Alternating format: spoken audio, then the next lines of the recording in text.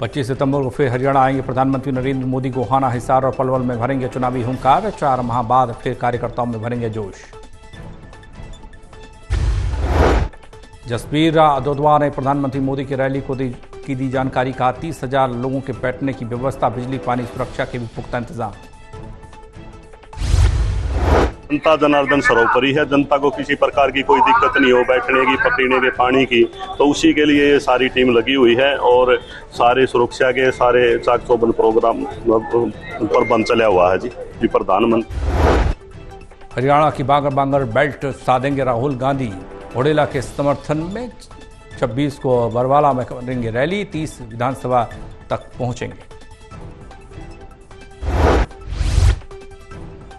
आलोक शर्मा ने राहुल गांधी की रैली को लेकर दी जानकारी। कुमारी शैलजा भी राहुल गांधी के साथ दोनों जनसभाओं में खड़ी नजर आएंगी। दलितों के मुद्दों को लेकर सीएम सैनी को आड़े हाथ लेने की होगी कोशिश। तो अपना वहां से उठाइए, आप बताइए, आपने रिजाइन तो कर ही दिया है, आप अपनी सीट से लड़ने की हिम्मत नहीं जुटा पाए, इधर उधर की बातें मत कीजिए, आपका जाना तय है करके उन्होंने 1 लाख रुपए लेते हुए रिश्वत और पकड़वा दिया था। तो बीजेपी भी दलितों की क्या बात करेगी? तमाम ऐसे काम। 62 साल की हो गई कुमारी शैलजा। दिल्ली आवास पर कार्यकर्ताओं के बीच मनाया जन्मदिन। हरियाणा की राजनीति और अपनी नाराजगी को लेकर दिया संदेश।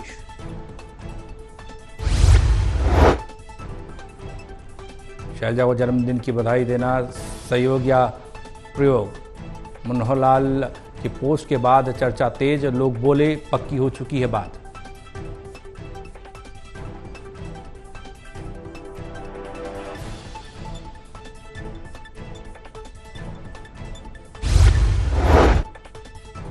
कांग्रेस का आचरण सबको पता लग चुका है। भारतीय जनता पार्टी हम लोग निश्चित रूप से तीसरी बार श्रीमान नायब सैनी जी के नेतृत्व में भारतीय जनता पार्टी की पूर्ण बहुमत की सरकार बनाने जा रहे हैं। हम लोग व्यवस्थित पार्टी, हमारी भारतीय जनता पार्टी का संगठन व्यवस्थित है और बहुत डिसिप्लिन लोग हैं। निश्चित रूप से हम लोग उचाना में कमल का फूल खिलाने जा रहे हैं। कांग्रेस का आचरण सबको पता लग चुका है। भारतीय जनता पार्टी हम लोग निश्चित रूप से तीसरी बार श्रीमान नायब सैनी जी के नेतृत्व में भारतीय जनता पार्टी की पूर्ण बहुमत की सरकार बनाने जा रहे हैं। हम लोग व्यवस्थित पार्टी, हमारी। विधानसभा चुनाव को लेकर देवेंद्र अत्री का दावा। कहा जनता का आशीर्वाद बीजेपी के साथ है। प्रदेश भर में बीजेपी को लेकर जनता में उत्साह।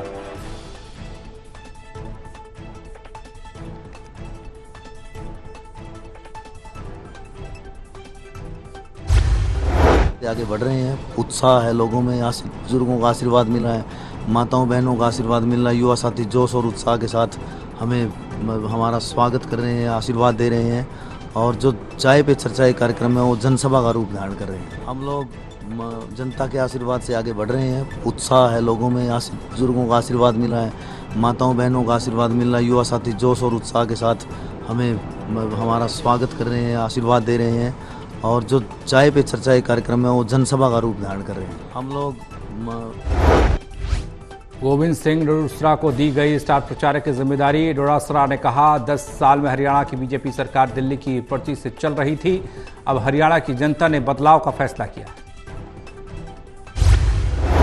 के सब नेता साथ मिलकर के हरियाणा में लोगों के बीच में जा रहे हैं और लोगों में 10 साल से जो ठगा महसूस कर रहे थे, जो प्रताड़ित हो रहे थे, जो परेशानी किसान ने, नौजवान ने, महिलाओं ने, युवाओं ने, बेरोजगारों ने झेली है, उसका अब समय आ गया है। मैं समझता हूं कि भारी बहुमत के साथ में कांग्रेस पार्टी यहां पर जीतने जा रही है और सबके सब नेता साथ में।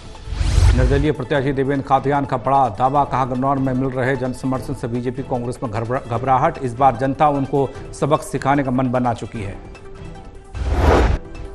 वरना ये लोग एक कांग्रेस से लड़ते थे, एक बीजेपी से, एक पार्लियामेंट, एक विधानसभा लड़ते थे, एक दूसरे की मदद करते थे।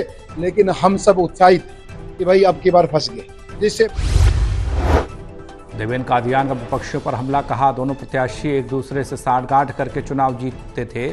दोनों ने ही गन्नौर के विकास के लिए कोई काम नहीं किया है। आपको इस बात को दावे के साथ कह सकता हूं, हरियाणा में 90 सीटें हैं। गन्नौर सीट निर्दलीय प्रत्याशी के तौर पे नहीं, मैं सबके साथ बता रहा हूं। यमुनानगर में नाबालिग लड़कियों से छेड़छाड़ पर जिन्होंने 2 आरोपियों को पिटाई कर पुलिस को सौंपा। पिटाई का वीडियो वायरल।